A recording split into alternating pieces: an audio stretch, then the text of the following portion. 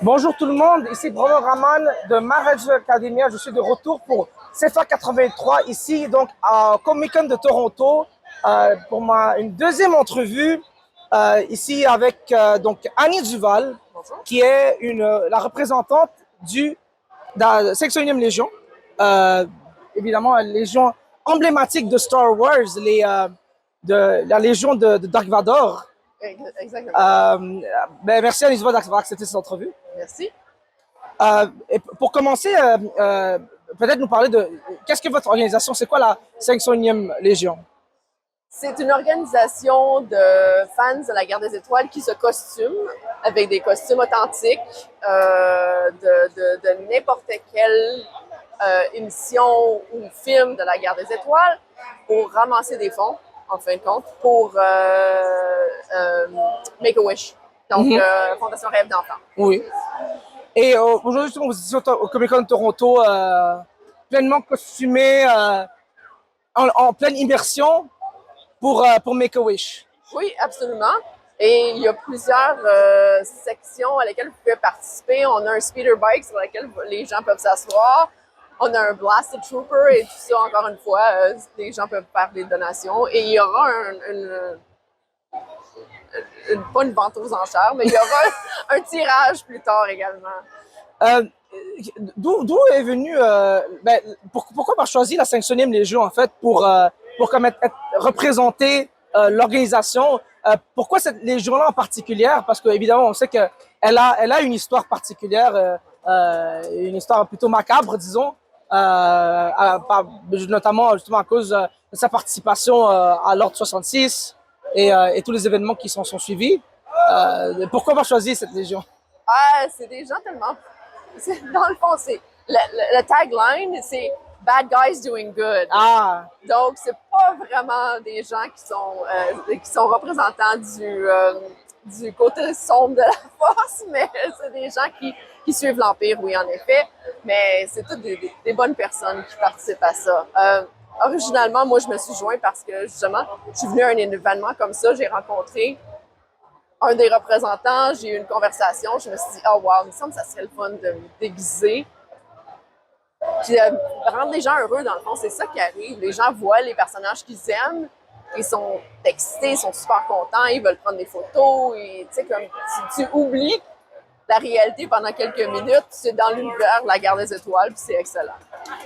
Justement, la Guerre des Étoiles pour les francophones, Star Wars pour les anglophones, c'est cette série qui dépasse tous les clivages, une franchise qui dépasse les frontières. Tout le monde a connu Star Wars à un moment ou à un autre. C'est quelque chose qui a émergé dans la génération de ma mère qui a écouté ça quand elle avait mon âge. Et maintenant, moi j'ai écouté toute la série. Mais vous, qu'est-ce qui vous a attiré vers la franchise? C'était quoi pour vous personnellement qui vous a intéressé à la série? Moi, j'ai toujours aimé les films originaux. Les personnages sont tellement attachants. Et je pense que c'est le fait que c'est basé beaucoup dans ce qui est mythique. C'est une réalité mythique derrière le voyage du héros, la progression du héros. Comment est-ce qu'au début, Luke est un farmer, puis après ça, il suit une route qui l'amène à être un héros. C'est très bien. Puis dans les nouveaux films, on voit que peut-être le héros est pas parfait et c'est encore plus réaliste. Moi c'est ce qui m'a attiré beaucoup. Moi c'était les Clone Wars. Ouais. Moi, c'était la série Clone Wars. J'ai grandi avec Clone Wars dans les années fin 2000. Lorsque la série Clone Wars avait commencé, je me rappelle à l'école, sur la cour d'école, tout le monde parlait de Clone Wars et écoutait ça. Et moi d'ailleurs, j'étais très content après avec Rebels et toutes les séries qu'il y a eu après. J'étais très content d'avoir plus de scènes de Tarkin, évidemment. Est-ce que vous pensez parfois qu'il y a des personnages justement de la trilogie originale de Star Wars qui ont été un peu pas sous-côté, mais comme sous-joués, comme qui ont eu des rôles importants, comme Grand Moff Tarkin, mais qui ont pas eu assez de temps sur l'écran? Tous les les gens qui se rapportent à Vader se font, se font force choke. Fait qu'à un moment donné, tu dis, ceux-là, ils n'ont jamais eu assez de temps d'antenne.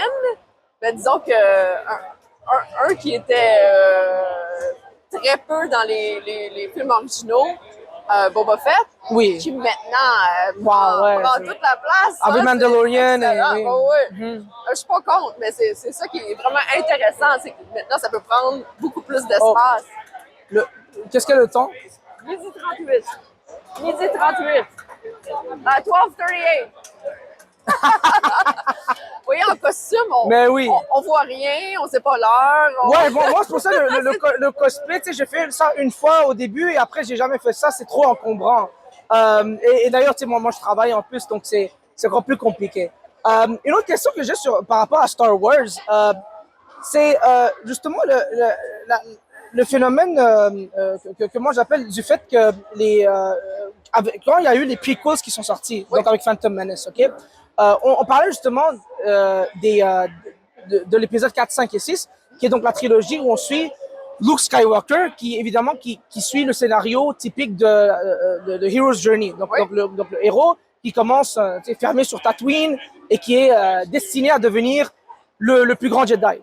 Mais je crois que la raison pourquoi Phantom Menace, ça a été, lorsque c'est sorti, d'ailleurs, je crois que cette trilogie-là, donc le 1, 2, 3, a, avec le temps, bien vieilli parce que on a, c'est pas que les thèmes sont différents, mais c'est plutôt que la perspective abordée est différente. On commence dans un scénario de politique, on commence dans un scénario où il y a un conflit entre la Fédération de commerce et le Sénat.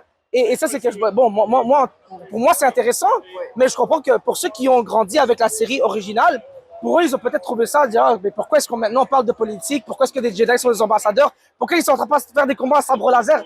Mais même si le combat contre Darth Maul, c'était oh, oui, je suis d'accord. Parfait, ouais.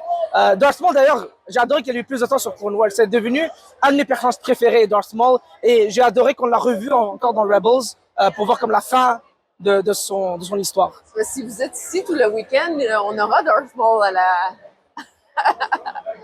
la table ici. Et non, personnage, moi j'ai adoré ce personnage-là. J'ai adoré le personnage. Pour vous, c'est qui votre personnage de Star Wars préféré? Honnêtement, j'aime beaucoup Léa. Bon. Princesse Léa. Mais je vous demande une précision sur votre question. Oui. C'est mon personnage préféré à suivre ou pour avoir un costume? Ah, ben. Oh là là. Non, parce que moi je suis pas quelqu'un qui est dans le cosplay, donc ce serait un peu, je dirais, un peu outrancé pour moi de demander des questions sur le cosplay, mais certainement en termes de personnage sur voyons, c'est pas grave. Mais certainement en termes de personnage sur comme personnage préféré, comme en termes à suivre. C'est qui? J'aime beaucoup la princesse Léa, oui, qui devient générale, évidemment. J'ai un penchant pour Chewbacca, puis ben oui, les Wookiees. les Ewoks. Les Ewoks, ouais, les furries. Ouais. Les petits furries. J'ai un penchant pour les furries. Définitivement. Non, mais c'est pour ça que c'est tout le temps c'est tout le temps un débat parce que, tu sais, là, maintenant, la communauté furry, c'est quelque chose qui prend plus en plus d'importance dans ce genre d'événements, de milieu. Et il y a tout le temps le discours que, ah, mais non, les furries, ça a toujours existé. Regardez Chewbacca. Ouais. Chewbacca, c'est un peu l'original. Mais disons qu'ils sont un peu à l'antipode. Comme Léa, c'est un personnage avec beaucoup de substance, qui a beaucoup d'importance. Chewbacca est également important, mais c'est un peu plus un personnage qui est plaisant à suivre parce que, justement, il était un sidekick, là. Il y a quelque chose que j'ai pas aperçu ici à l'événement de Comic-Con de Toronto, mais quand j'étais à Fan Expo, vous étiez aussi présent, la 51e Légion était présente, et il y avait quelqu'un qui était en cosplay de Darth Revan, et moi j'étais comme, ça c'était un coup de foudre pour moi. Parce que quand quelqu'un montre de l'appréciation et de l'amour pour Knights of the Old Republic, pour moi, en tant que quelqu'un qui est un grand fan de jeux vidéo, pour moi, c'est immédiatement. Revenez demain. Darth Revan est là demain. Mais disons, c'est l'un de mes personnages préférés également. Et je crois que ça démontre que l'univers de Star Wars est tellement vaste, il y a tellement d'endroits à découvrir encore. Et c'est d'ailleurs pour ça, je pense qu'il y a tellement de gens qui aiment l'univers de Star Wars parce que il y en a pour tous les goûts. Il y a de tout. Il y a absolument de tout. C'est intéressant parce que on parlait plutôt justement de l'histoire de Luke Skywalker et de son parcours qu'il a eu. Pour moi, la trilogie des prequels, ça suit plutôt l'histoire de Anakin. Oui. C'est plutôt l'achèvement de son parcours à lui. Et c'est pour ça que je trouve que les Clone Wars ont vraiment, même si c'est quelque chose qui est venu après, a vraiment comme rempli des trous dans cette histoire. Parce que dans Clone Wars, quand on suit Anakin, on voit les signes. Oui. On voit les signes de son espèce de désillusion par les Jedi, pour l'institution des Jedi, pour ce que les Jedi étaient devenus. Et c'est pour ça que moi, je trouve que l'histoire de Star Wars est tellement bien écrite, parce que Anakin et finalement, l'achèvement de sa transformation en Darth Vader, c'est l'aboutissement de la corruption des Jedi. C'est que l'institution des Jedi a été fondamentalement corrompue. Moi, je suis curieux de savoir, vous en tant que des personnes qui sont fans de l'Empire, est-ce que vous êtes des gens justement qui condamnaient l'institution des Jedi tels qu'ils étaient avant, juste avant, pendant la guerre des clones plutôt, parce que c'est un peu ça qui a où les gens sont devenus vraiment critiques, dire que les Jedi sont passés de genre un groupe ésotérique, religieux un peu, à genre des généraux pendant une guerre. Vous situez comment? Je peux vous donner mon opinion. Oui, allez-y. Mais pour moi, c'est encore une fois l'idéologie qu'il n'y a jamais rien de parfait. La personnalité humaine, on peut tous avoir des buts très bien centrés, mais qu'à la fin, on est juste humain, puis on aura les règles qu'on voudra, tu sais, comme le pas d'attachement, ces choses-là, et que c'est toujours imparfait. Non, vous parlez du pas d'attachement, ça c'est le code des Jedi. Le code donc, des Jedi, oui. Et évidemment, disons l'adage des Sith qui est l'opposé. Oui. D'ailleurs, est-ce que vous trouvez que c'est drôle parce que vous êtes des fans de l'Empire. Est-ce que c'est quelque chose parfois qui vous surprend de voir qu'il y a autant de fans des Sith dans la communauté Star Wars? Oh non. de prendre pour les méchants, c'est traditionnellement. C'est un classique, hein? C'est un classique, c'est ça. C'est bien. Ben, même les méchants, ils ont des bons côtés, c'est ça l'histoire. L'idée derrière une grosse partie de la philosophie de Star Wars, c'est la faillibilité. C'est quoi la faillibility? Ben oui, la faillibilité. De l'humain. Autant on a des bonnes intentions, tu sais, comme Anakin, ce qui le pousse vraiment de l'autre côté, il veut son épouse. Mais il veut tellement sauver son épouse qu'il est prêt à aller jusqu'à à faire des choses qui, normalement, ne sont pas vraiment... tu sais, ça ne suit pas le code des Jedi. Mais son intention est bonne. Et par rapport à ça, justement, pour moi, le scénario que j'ai plus apprécié dans Star Wars en général, c'était... non, mais d'abord, je voulais vous demander pour vous, c'est quoi votre, disons, en anglais on dit plotline, comme une histoire particulière qui a suivi. Pour moi, c'était l'épisode avec Pong Krell, dans le Jedi Pong Krell dans Clone Wars. Ouais. Qui était un personnage intéressant parce que c'est quelqu'un qui trouvait que les clones étaient des êtres abominables, que les clones étaient cette espèce de création artificielle qui était abjecte à ses yeux, et il ne les considérait pas comme des êtres en plein droit, etc. Et c'est pour ça que ils s'étaient amusés à les truquer pour se faire battre entre eux et dans cet épisode-là. Et finalement, il y a une mutinerie, il a été exécuté par ses propres troupes. Ouais. Moi, je suis curieux de savoir c'était quoi dans toute l'histoire de Star Wars que vous avez joué ou vu. C'était quoi un peu le scénario qui vous a le plus intéressé, où vous vous êtes dit ça c'était intéressant, ça sort un peu du régulier? qui sort du régulier. Parce que The Hero's Journey, pour moi, c'est l'histoire Oui, numéro un. l'histoire classique, oui. Après ça, peut-être l'individualisme des clones. Ah, ouais, ça c'est vrai. Tu sais, le fait qu'ils sont tous... qui viennent tous du même programme de création de clones, mais qui sont en fait différents et qui amènent une humanité vraiment. Tu sais, les personnages sont pas tous le même, ils développent des personnalités, ces choses-là, je trouve ça le fun. Pour moi, la partie d'une partie de Star Wars, je voudrais qu'on développe plus, davantage. Ouais. Et cette scène-là, moi je regarde, je vais être honnête, je re-regarde cette scène tout le temps sur YouTube.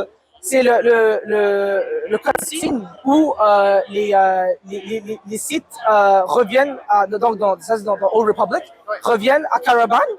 Et il y a toute l'armée des Sith qui descendent et qui commencent à se battre pour les Jedi. Moi, quand j'ai vu ça, je dis, hey, moi, je voudrais vraiment voir parce que, évidemment, le scénario dans l'histoire principale de Star Wars qu'on suit, c'est après Darth Bane, lorsque Darth Bane établit la règle, qu'il y a la règle de 2, où il y a toujours 2 Sith, parce qu'il faut concentrer toute la puissance dans 2 Sith, un maître et un apprenti. Mais avant Darth Bane, il y avait l'Empire des Sith. Donc, moi, je voudrais vraiment qu'on développe cette partie-là beaucoup plus, on explore plus. Pour vous, c'est quoi la partie que vous trouvez qui est sous-explorée dans Star Wars et vous voudriez qu'on développe davantage? Oh, moi, j'ai adoré Endor. Avec tout ce qui est dans ce sens-là, qui est une histoire un petit peu plus, tu sais, qui est vraiment fondée sur l'histoire de base de la Guerre des Étoiles, mais qui nous amène ailleurs, j'adore. J'ai adoré. Et honnêtement, pas de parler de politique spécifiquement, mais c'est très à jour, là, l'histoire. Donc ça, c'est le genre d'histoire que j'aime bien. S'il y avait quelque chose en particulier, qui je voudrais suivre? Je pense que je serais intéressée, mais j'ai un petit peu de biais ici parce que mon personnage de la 501, c'est un TIE Fighter. D'avoir un petit peu plus de développement sur l'Empire. C'est comme comment tu joins l'Empire, comment ils se font entraîner, ces choses-là, d'avoir des sous-histoires vraiment dans le cœur de l'Empire. Moi, il y a beaucoup de choses par rapport à donc la trilogie de Disney qui m'ont dérangé, mais ce qui m'a dérangé le plus, c'est le fait qu'ils ont fait le choix conscient de décider de créer des nouveaux méchants au lieu de suivre la suite avec Admiral Sloane. Pour moi, Admiral Sloane, c'est un des personnages les plus fascinants de Star Wars, qui a comme préservé ce qui restait de l'Empire. Et on a juste fait le choix conscient à Disney de ne pas suivre ce scénario-là et de Legends, de Star Wars Legends, et plutôt d'essayer de créer des nouveaux méchants. Et par-dessus ça, évidemment,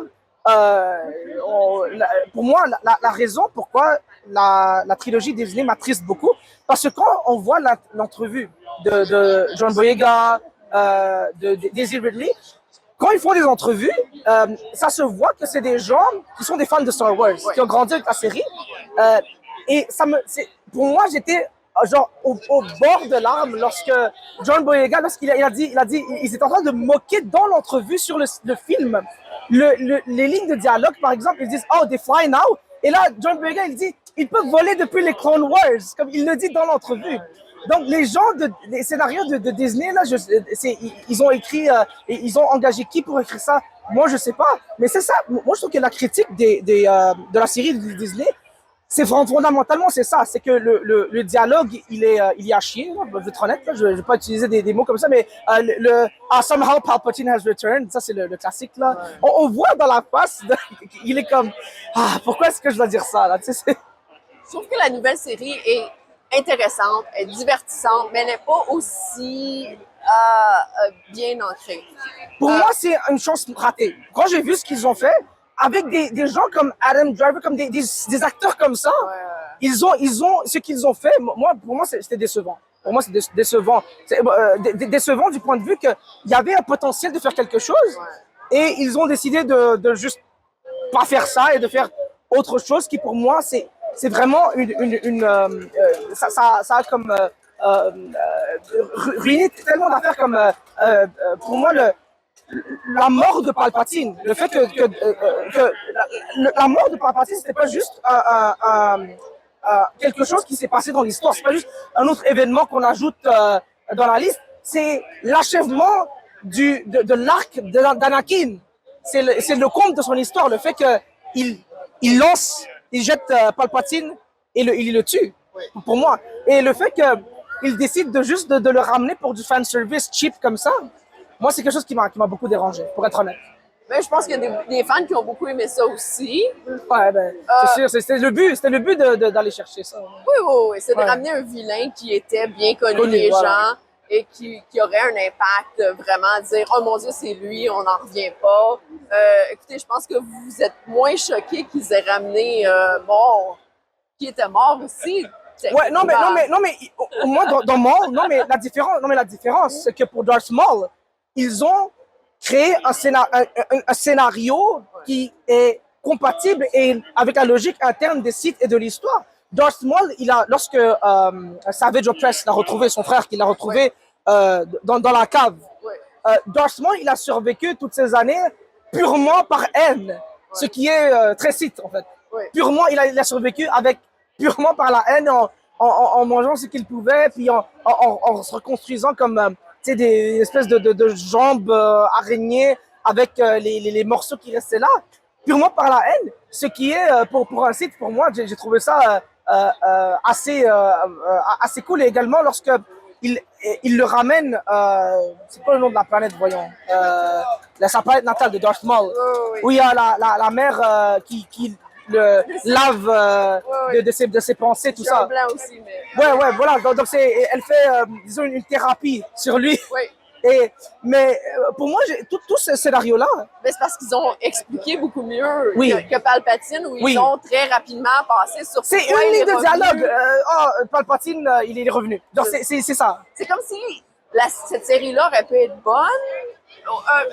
Je reformule. Aurait pu être meilleure. S'il y avait beaucoup plus de substance, s'ils avaient fait plus de temps pour développer beaucoup les personnages. plus d'âme. Je trouve qu'il manquait, ce qui manquait dans la série Disney, c'est de l'âme. C'est quelque chose que je trouvais qui était présent dans les épisodes 1, 2 et 3, 4, 5, 6. Évidemment, c'était qu'il y avait quelque chose qui faisait en sorte que on avait l'impression que les personnages qui étaient dans la série, c'était des vraies personnes. C'était pas comme des dialogues. Mais je vous pose un challenge. Oui, allez-y. Moi qui a grandi ou qui a fait... les films favoris, c'est 4, 5, 6. Oui. Vous, c'est 1, 2, 3. 1, 2, 3, ouais. Pour moi, au début, 1, 2, 3 n'avait pas d'âme. Oui, ok, ouais, je comprends. Pour vous, vous avez 1, 2, 3. Donc, 7, 8, 9, il n'y a pas d'âme. Je pense que toutes les générations qui ont grandi avec une trilogie, a priori, n'aiment pas l'autre. Là, quand ça vieillit, le film est sorti pendant plus longtemps, on retourne le voir, on dit, mais finalement, ça bouge peut-être des trous, finalement, c'est peut-être pas si pire. Vous pouvez ne jamais en arriver à cette conclusion, mais je pense qu'il y a des choses. L'écriture, je suis d'accord, manquait peut-être un petit peu. La paresse dans le dialogue. Ouais, peut-être un petit peu. Mais vous soumettiez que vous n'aimez pas les nouveaux méchants. Grand Admiral Thrawn, que pensez-vous de Thrawn? Ah oui, non, Thrawn, c'est... Non, mais justement, Thrawn, il fait partie quand même de la panoplie entre guillemets, des méchants, mais de l'Empire. Oui. Mais voilà, donc ça reste dans le même socle.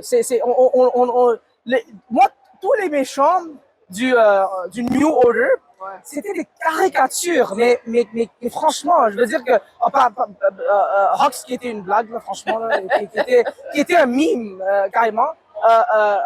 Kylo Ren, qui aurait pu être un personnage intéressant, qu'ils ont décidé de juste jeter par la fenêtre, je sais pas pourquoi. En plus, lorsqu'on a quelqu'un comme Adam Driver, comme un acteur comme ça, franchement, pour moi c'est ça que je suis pas quelqu'un qui est qui déteste pour détester, qui est un hater. Parce que moi, j'aime la série Star Wars, j'aime la franchise Star Wars. Ouais, moi aussi. Je les aime tous, mais à de différents degrés. Oui, disons. évidemment, évidemment. Et s'il y a quelqu'un qui aime pas quelque chose, ben, je pense qu'il n'y a pas besoin d'être haters. Ne le regardez pas, c'est tout. Il y a d'autres gens qui vont aimer ça, c'est tout. Mais, il y a Thrawn, j'ai trouvé qui était très intéressant. Comme je suis quand même assez d'accord avec vous, la dernière trilogie, je pense qu'on dirait qu'il manque juste un petit peu de substance. C'est comme s'ils ont essayé de presser dans 3 films quelque chose où ils auraient dû faire, je sais pas, en 6, mais avec beaucoup plus de développement, avec beaucoup plus de des échanges qui étaient peut-être plus songés, ces choses-là. Mais on a eu ce qu'on a eu et c'est quand même divertissant. Non, mais personne ne dira pas que que ce n'est pas divertissant, mais maintenant, tu sais, c'est la question de pourquoi c'est divertissant. J'ai l'impression que les gens se rappellent plus des films à cause de scènes comme More! Des moments comme ça qui sont devenus comme cultes, mais plutôt parce que on les ridiculise, alors que des scènes, des dialogues, des exemples, par exemple, dans les prequels, quand on parlait de substance, justement, l'échange entre Anakin et Palpatine, où ils sont assis en train de regarder le show, puis Palpatine lui explique le côté sombre de la Force. Ouais. Ça, c'est du pur art. Ça, c'est de l'écriture digne de la littérature classique, là, de cet échange-là. Écoutez, je vous relance. Oui, allez-y. Certains des dialogues ou des manifestos dans Andor, ça, c'était de toute beauté. Non, Andor aussi, c'est quelque chose... Andor est à un autre niveau, je dirais. C'est excellent. Non, mais moi aussi, je suis fan. Hein. Non, mais c'est pas ça que je dis. Moi, je suis fan. Je suis fan de Star Wars, mais du bon contenu de Star Wars. Moi, j'aime ça quand c'est bien fait, quand les personnages, c'est des... tu sais, aussi le massacre du personnage de Han Solo dans les sequels, là. Moi, ça me faisait... ça m'a fait de la peine. Là. Et à un moment, c'était juste genre... quand je regardais la dernière, ils ont essayé de faire comme le moment où tous les vaisseaux arrivent de nulle part pour se battre contre ce qui restait de l'Empire. Mais toute cette scène-là, ça me semblait tellement genre forcé. Ça avait aucune genre... Il n'y avait pas comme un setup, tu sais. Mais dans ce cas, focussez sur 1, 2, 3 que vous aimez bien. Mais vous savez... non, mais j'aime 4, 5, 6 aussi, mais je dis que les 4, 5, 6 et 1, 2, 3 sont bons, sont tous les deux bons, mais ils ont des paradigmes différents. Ouais. Tu sais, le 4, 5, 6 n'est pas le même paradigme que 1, 2, 3, c'est clair. Mais encore une fois, Harrison Ford, ça faisait des années qu'il demandait à George Lucas de laisser mourir Han Solo. Ça a peut-être été forcé pour faire plaisir à Harrison Ford, qui ne pouvait plus revenir non plus. Nos traditionnels héros, là, ça faisait un petit moment qu'ils roulaient. Il fallait les laisser aller à un certain moment donné, bien qu'avec tristesse, mais bon, voilà. Non, mais c'est certain. Honnêtement, moi, ce que je veux pour l'avenir de Star Wars, c'est un truc que moi je voudrais bien, c'est plus de jeux vidéo. Plus de jeux vidéo de Star Wars. Ah, ça, vous m'avez pas. Je connais très peu les jeux vidéo. Vous connaissez sûrement Knights of the Old Republic. Oui, oui, voilà. Je connais l'histoire un peu, les idées qui. Parce qu'il y a beaucoup de novélisations. Oui. Des films, ainsi que des Knights of the Old Republic, Star Wars Legends. Ah oui, je voudrais aussi qu'on reprenne la série à partir des Star Wars Legends, même si c'est pas des histoires qui sont tous comme logiquement continues, etc. Mais je voudrais qu'on s'inspire davantage des Star Wars Legends parce que je trouve qu'il y a beaucoup... D'ailleurs, c'est pour ça que Thrawn, c'est chapeau, parce que ça a été repris de Legends, mais je voudrais qu'on explore davantage les histoires qui ont été faites de ce côté-là. Je sais pas si vous en pensez quoi. Pour moi, tout ce qui ajoute au mythe original, j'adore. Tout ce qui fait que, bon, on connaît l'histoire, mais on connaît pas cette route-ci. On va prendre une route un petit peu différente pour connaître plus un personnage, pour connaître plus le background d'une situation, des choses qui étaient vraiment qui font partie de l'historique typique de la guerre de Star Wars. Donc, moi, je suis pour ça. J'ai beaucoup aimé Rebels. Rebels, bah oui. Moi, d'ailleurs, c'est qui votre clone préféré? Tout le monde a son préféré? Je suis pas si attachée aux clones. Ah bon? Honnêtement, là, j'aime le groupe de rebelles, vraiment. Ouais, ok, ouais. Ce qui est un petit peu hors contexte pour une entrevue avec quelqu'un de la 501, mais C'est ironique parce que Star Wars, en fait, ça dépicte l'histoire d'une révolution ou de la réalité d'une révolution assez bien parce que si on regarde dans Legends, à la suite de la destruction de l'Empire, disons, la situation, la réalité quotidienne des gens qui vivaient dans ce qui était l'Empire auparavant et, donc et la Nouvelle République, tout ça, c'est la misère. Les gens sont dans la misère. Au final, tu sais, ça quand même rapporte, et d'ailleurs, ça démontre pourquoi est-ce qu'il y a encore des gens, ça c'est suivi plutôt dans les Legends, qui sont encore des supporters de l'Empire, qui veulent le retour de l'Empire, parce qu'ils disent, ah ben tu sais, au final, l'Empire, au moins, tu sais, je pouvais manger, tu sais, c'est pas si pire que ça, j'avais un travail, maintenant c'est la misère, la rue. Vous, en tant que des supporters de l'Empire, est-ce que vous voulez qui est canoniquement dans la série Star Wars, il y a un retour de l'Empire plus en puissance? Je pense qu'une réponse d'un membre de la 501 serait qu'il y a de l'organisation, il y a une structure. C'est probablement plus pour ça que les gens prôneraient le retour de l'Empire. Non, mais c'est exact. Et d'ailleurs, l'émergence de l'Empire, les gens oublient, tu sais, il y a souvent cette philosophie un peu manichéenne à cause des Jedi et des Sith que ah oui, les Jedi c'est les bons, les Sith c'est les méchants. Alors que, tu sais, on voit c'est pour ça que les prequels c'est fascinant pour moi, parce qu'on le voit là-dedans que après 1000 ans d'existence de la République, le Sénat était corrompu, absolument. T'avais d'ailleurs, ça reflète assez notre réalité politique. Tu avais carrément des sièges de Sénat qui étaient achetés par les corporations. Oui. Tu avais la Fédération de commerce, tu avais l'Union technologique, tu avais les techno-unions, tu avais la guilde de banque qui avait des sièges dans le Sénat, qui avait un pouvoir politique assumé, et où tu avais des sénateurs qui prenaient des pots de vin, etc. C'est une démocratie qui n'est plus une démocratie. Est-ce que ça vous rappelle pas quelque chose? non, mais exactement. Et George Lucas, c'est un visionnaire de ce côté-là. Oui, il a un peu vu, parce que c'est aussi une histoire qui se répète un peu avec l'Empire romain. Tout ça, il s'est inspiré de cette histoire-là. Mais dans les prequels, c'est pour ça, parce qu'on voit l'évolution de ce scénario-là. Et dans Clone Wars, on le suit. D'ailleurs, on voit un peu les fonctionnements d'arrière-plan dans le Sénat, et on comprend pourquoi est-ce que, même si c'était un peu une pseudo mouvement séparatiste, pourquoi est-ce que le comte Dooku a pu aussi facilement attirer toutes ces planètes pour se séparer de la République, parce que il avait raison. Tout ce que Dooku disait, quand on l'écoute, d'ailleurs j'ai adoré l'épisode où ils sont allés il y a eu la scène avec le Parlement des séparatistes, où on voyait que dans le Parlement il y avait des débats, et les gens, c'était des gens qui véritablement qui étaient convaincus, et avec raison, que la République était une institution morte, en fait, qui était corrompue au-delà de réformes, et qu'il fallait se complètement défaire avec ça. Et j'ai aussi aimé le fait qu'il y a un peu une dose de réalisme qui a été ajoutée avec malheureusement la fin de, même si pour moi ça m'a fait mal au cœur pour Obi-Wan, mais la mort de la duchesse Satine. Oui. Ce scénario-là, moi le scénario de Mandalore, j'ai adoré ça dans Clone Wars. Oui. J'ai adoré comment ils ont, parce que duchesse Satine, c'est une idéaliste qui veut la paix, le pacifisme, etc. Oui. Mais finalement, elle a été défaite par sa propre naïveté. Exact. Elle a été trahie par son propre camp.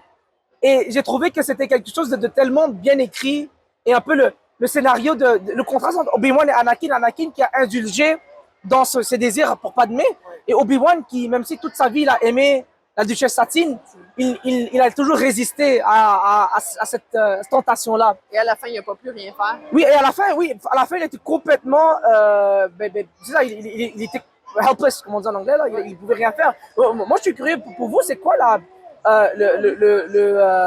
comment dire, voyons, mais comme l'exemple que je viens de donner, le genre de thématique que vous aimez voir dans Star Wars, comme moment, ça se voit, j'aime ça, bien les complots, les thématiques politiques, les discussions, tout ça, moi je trouve ça fascinant, autant que le parcours du héros et la force, etc. Pour vous, c'est quoi les thématiques dans Star Wars que vous aimez vraiment qu'on explore? J'aime beaucoup les thématiques où on voit l'histoire d'un autre point de vue. C'est comme, il y a il y a un livre qui s'appelle Young Star, quelque chose. Moses, je me souviens pas du nom. C'est quelque chose Star. Et c'est deux enfants qui grandissent ensemble et qui se font recruter par Tarkin, même, je pense, et qui se retrouvent à travailler pour lui. Et la jeune fille, elle est mordue au bout. Tout est à propos de l'Empire et tout ça. Puis le jeune homme, lui, commence à se dire « Ouais, mais ça me semble que ça marche pas. » Puis parce qu'ils ont une relation entre eux, ils se relancent l'un l'autre. « Oui, mais vous faites ça comme ça, pourquoi ça fonctionne? Puis moi, je ferais ça comme ça. » C'est vraiment intéressant de voir le point de vue de deux personnes qui, en soi, se respectent, mais qui n'ont pas le même point de vue du tout. Ça, c'est une particularité très, très intéressante. Moi, en tant que quelqu'un qui est un auditeur qui regarde une série, j'aime ça quand l'histoire, même pour une seule scène, suit comme la perspective d'une scène que les protagonistes ne sont pas supposés de savoir. Comme c'est pour ça que toute disons, le scénario de Mandalore dans Clone Wars, avec donc le premier ministre qui trahit la duchesse Satine, moi j'ai adoré les scènes où il mettait lui en premier plan, parce que ça, on savait que ça allait arriver, on sentait le coup venir, et finalement on fait juste attendre le clash, et ensuite on voyait que c'est comment dire, ça c'est complètement le résultat, la conséquence de ça. Un personnage que j'ai trouvé, même s'il a eu un rôle important, mais quand même assez minime dans Clone Wars, c'était Previsla, donc qui était le chef des Mandaloriens. Sorry, guys, I need to get that right back. Oh, of course, go ahead. No worries. Thank you.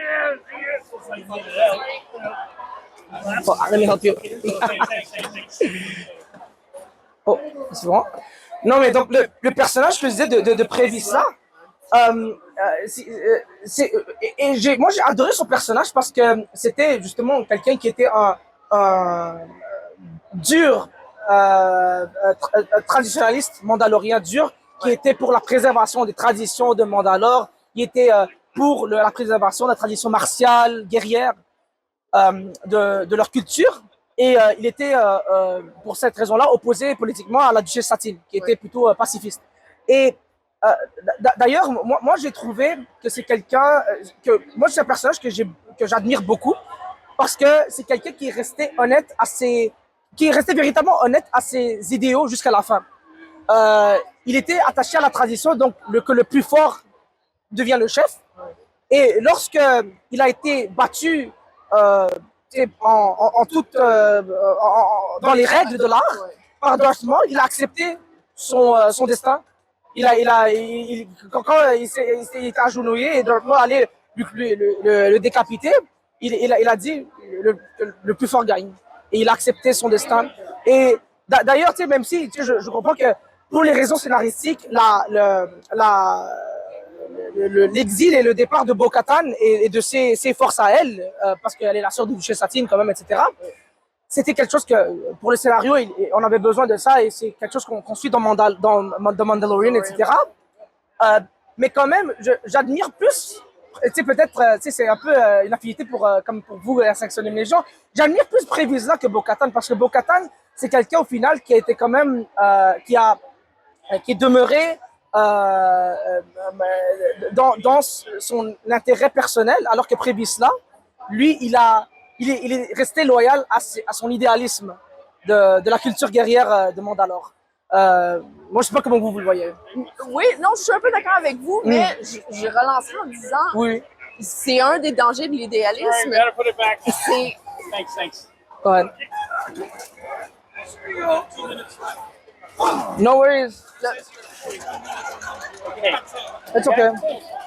L'idéalisme, c'est beau, mais à certains moments, quand on manque de flexibilité, on continue dans une voie qui ne fonctionne plus, mais on n'est pas capable de voir que ça ne fonctionne plus.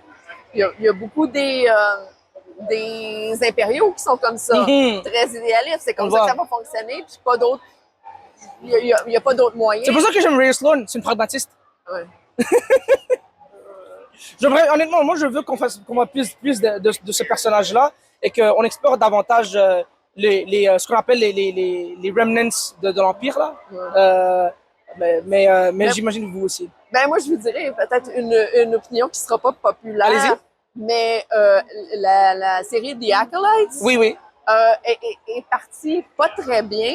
Mais où ça s'en venait, où ça s'en allait, j'aurais été intéressée à savoir plus. Ouais. À ce Encore une niveau-là. fois, un exemple, tu sais, on a un acteur comme Lee Jung-jae que moi, je suis un fan de K-drama là, et Lee Jung-jae, je l'ai, tu sais, évidemment dans Squid Game, mais je l'ai vu dans plusieurs autres séries, Chief of Staff, des excellentes séries, et ça démontre que tu peux avoir le meilleur acteur, mais si le scénario et le dialogue n'est pas là, ça va pas fonctionner. Mais l'idée était tellement bonne. L'idée était excellente, le concept était là. Ouais. Sorry about that, I just finished the Oh, interview. sorry, I didn't know you were filming. No, I was about to finish. Mais en fait, mais merci beaucoup Annie, là, j'ai adoré parler avec Moi vous. aussi. Et peut-être si vous voulez faire une petite promo de la 5e Légion. Ah oui, mais écoutez, la 501, c'est 501.ca. Si vous voulez avoir plus d'informations, faire partie d'un groupe de costumes de l'Empire et de ramasser des fonds pour une bonne cause. Voilà. Et merci beaucoup et à bientôt et j'ai hâte de voir ce que vous allez accomplir ici à Toronto Comic Con. Oui, on souhaite vraiment avoir de bons fonds. Merci beaucoup et bonne journée. Merci.